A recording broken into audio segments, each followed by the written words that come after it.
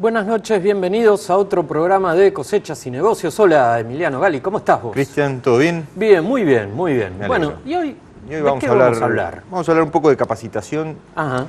En un sector que tiene una imagen complicada, ¿no? Vamos a hablar de la parte de camiones. Ajá. En el sistema de transporte en la Argentina, los camiones tienen casi más del 80% de la distribución de cargas, el camión tiene ese porcentaje, ¿no? Después está, por supuesto, lo que era el ferrocarril, porque hoy prácticamente es inexistente, y pero muy poco, dentro de lo que es granos, ¿no? Por supuesto, claro, lo que es el transporte fluvial, por la hidrovía.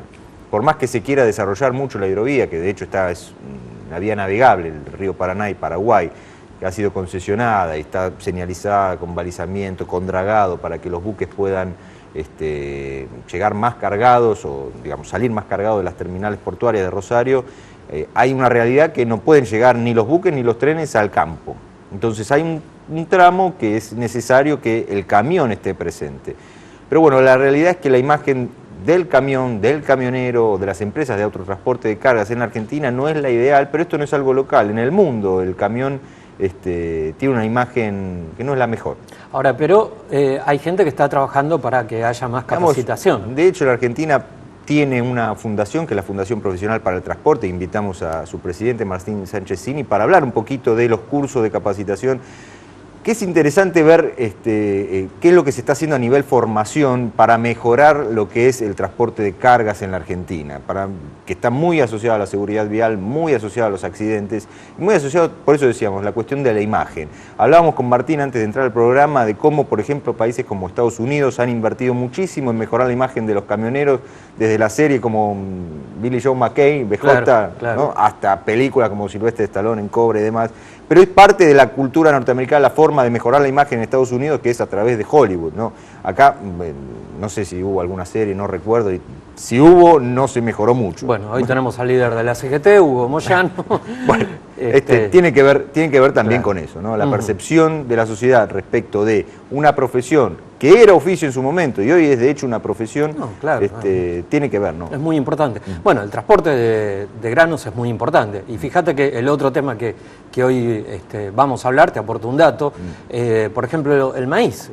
Por cada hectárea extra que se agregue sembrada, ¿no?, al país de maíz, son 1.000 pesos más que se aportan al sistema de fletes. O sea, con lo cual estamos hablando de un cultivo que genera más trabajo, más oportunidades económicas para todo el conjunto de la economía, mucho más que la soja. No estamos en contra de la soja porque, bueno, es el principal cultivo del país, el que genera más divisas por exportaciones, pero en la medida en que crezca el área sembrada, la cosecha de maíz, el maíz requiere el doble de gastos directos que la soja, va a haber más crecimiento económico, más oportunidades de trabajo, va a haber más desarrollo en la cadena con valor agregado hacia la lechería, la carne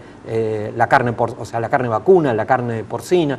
Y para esto hoy hemos invitado al vicepresidente primero de Maizar, Alberto Morelli, que es Maizar es la cadena que reúne a productores, exportadores y las industrias, ¿no?, vinculadas con la cadena del maíz, las industrias de la molienda, las empresas que hoy están haciendo etanol también, a quien le vamos a preguntar qué está pasando hoy con el maíz.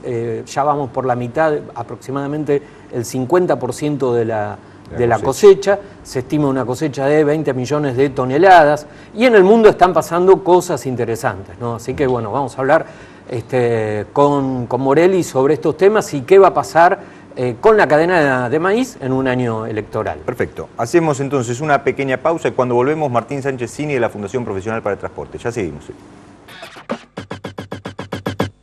Seguimos en Cosechas y Negocios ahora con Martín Sánchez Cini, presidente de la Fundación Profesional para el Transporte. Martín, buenas noches, gracias por venir al programa. No, gracias por la invitación. ¿Qué tal? Martín, ¿Qué tal? Brevemente, ¿qué es la Fundación, cuándo nace y qué es lo que hace? ¿A qué se dedica? A partir del 1988, un grupo de empresarios de la FADEAC comenzó a recorrer el mundo buscando ideas y modelos a fin de crear una estructura propia de formación de cuadros. En el 92 nace la fundación, a imagen y semejanza de la estructura privada francesa, y a partir de ahí desarrolla distintos intentos desde la iniciativa privada para que el Estado argentino genere un ámbito de profesionalización del sector integral, desde el chofer hasta los empresarios.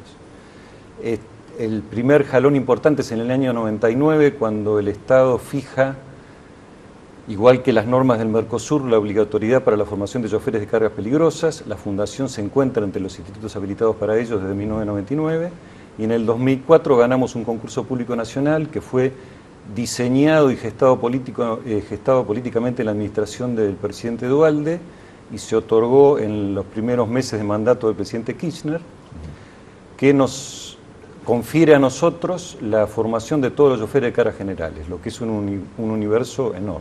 ¿En qué consiste la capacitación y cuánta gente está yendo a capacitarse? ¿Son, digamos, gente que quiere aprender a manejar un camión o son choferes que necesitan actualizarse? En los primeros años se apuntó al universo ya embarcado, ya veterano.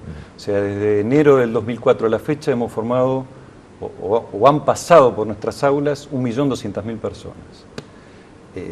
Porque esto tiene un reciclaje anual, o sea, el chofer va al año y a partir de ahí entra en el sistema y obligatoriamente todos los años tiene que volver a recibir distintos contenidos. Y este año lanzamos las primeras escuelas de manejo, o sea, que la persona que se incorpore a la actividad lo haga a partir de un curso que dura entre 4 y 6 semanas, según la especialidad de tráfico que va a elegir, y se desarrolla 50% de manera teórica en las aulas, 50% práctica en pistas de manejo. Ahora, y cuando comenzaron con esta iniciativa de capacitación, ¿qué encontraron en los choferes con mayor experiencia que les faltaba? ¿Cuál era, si hubo algún déficit general en el conocimiento? Nosotros venimos de 7 décadas de formación por tradición oral, de lechuza, que es el que iba al lado cebando mate, estirando las lonas, acomodando alguna vez el vehículo adentro de un parque o adentro de una... Y así se aprendía el oficio. Y así se aprendía, claro. Y un día en una recta menos transitada se le dejaba el volante y así se aprendía. Romper ese paradigma costó muchísimo, no tanto en los choferes, sino en los responsables de la parte del sector que está en vinculación de dependencia. O sea, mis colegas decían que no era necesario y no querían enviar al chofer a formarse. O sea, los dueños de los camiones. Exactamente. Claro. Y nos encontramos con ese rechazo de decir, bueno, yo hace 25 años que estoy en la ruta, ¿qué me van a enseñar? Cuando visito las aulas es notorio la expresión en el rostro cuando uno entra a un aula donde están desarrollando por primera vez el curso, de cuando lo hacen, cursos que ya lo repitieron 3 o 4 veces. La interacción es mucho más amigable, la gente está mucho más distendida y terminan entendiendo de que todos aprenden, no solo del profesor o profesora, sino sobre todo del colega, porque se desarrolla un ámbito de intercambio de experiencias, de vivencias muy rico. Martín, comentábamos en la apertura que el transporte automotor, carretero, concentra la mayor cantidad de cargas en el país. Pero hay grandes diferencias, ¿no? Porque de hecho uno ve, por ejemplo, en la ciudad o en zonas urbanas, camiones bastante modernos, con contenedores o con combustible o con cargas peligrosas, pero después, si en el interior del país ya ve los camiones que tienen más de 40 años tal vez, ¿no? Los camiones graneleros, quizás que son los más viejos. ¿Qué foto harías del sector vos? ¿Cómo lo describirías? Bueno, foto, hablando de imagen, escuchaba, me toca el papel del Hollywood argentino, tratar de cambiar una imagen. Sí, tenés que hacer una película ahora para... Un esfuerzo. No, la realidad es esta. Yo escuchaba con atención y todos los datos son ciertos. Hay que ver también que esto ocurre en todo el mundo. O sea, Estados Unidos tiene una presencia del camión cercana al 90% en el transporte de cargas internas. Y en el sindicato también, ¿no? Y la Unión Europea también, teniendo unos ferrocarriles que funcionan muy bien. Porque Estados Unidos tiene unidos los 2 océanos por varias redes de ferrocarriles y sin embargo el camión, en las proyecciones que ellos hacen al 2020, va a ser el modo de transporte, incluyendo los ductos, que más va a crecer. Así que esto es una realidad. En la Argentina ha crecido el camión muchas veces por mérito propio y otras veces por defecciones del propio ferrocarril, tanto en su conducción estatal como privada. Tampoco se trata acá de revertir un ferrocarril de tipo romántico, de decir no, para que los trenes vuelvan a pasar por las estaciones que ahora quedaron vacías. Tiene que haber una visión económica de esto y en esto, por supuesto, como estudioso del transporte, apoyo. También es cierto que hoy, para dar un ejemplo moderno y eficiente, Francia, un camión francés de una empresa de transporte francés tributa cada 100 kilómetros por el transporte por tonelada 3 euros. En el mismo tramo de distancia, por el mismo quilaje, el ferrocarril, que es estatal, recibe 17 euros de subsidio. Y la empresa ferroviaria francesa tiene 50.000 empleados. Y es dueña de la flota más grande de camiones. La flota más grande de camiones de Francia son 5.000 unidades, es del ferrocarril. O sea que no todo es tan sencillo. E indudablemente acá no se puede ser competitivo a 20 kilómetros por hora, por eso los limones siguen viniendo en camiones al puerto de Buenos Aires y no en tren, que sería desde Tucumán, que sería lo más claro.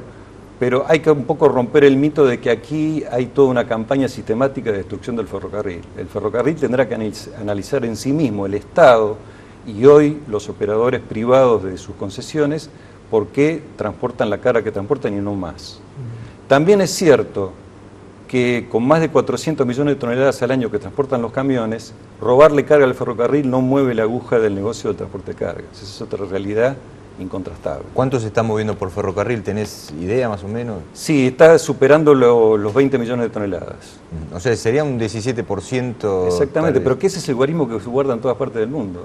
Con ferrocarriles que van a 100 kilómetros por hora y con, como hablábamos en la pausa, con 2 pisos de contenedor. Claro, porque lo que suele decirse también es que, que está medido por tonelada por kilómetro recorrido, ¿no? O sea, si tomamos el camión puede mover hasta 25 toneladas, un vagón 50 toneladas y una barcaza, un tren de barcazas, ¿no? De cuatro barcazas por 4 son 25.000 toneladas.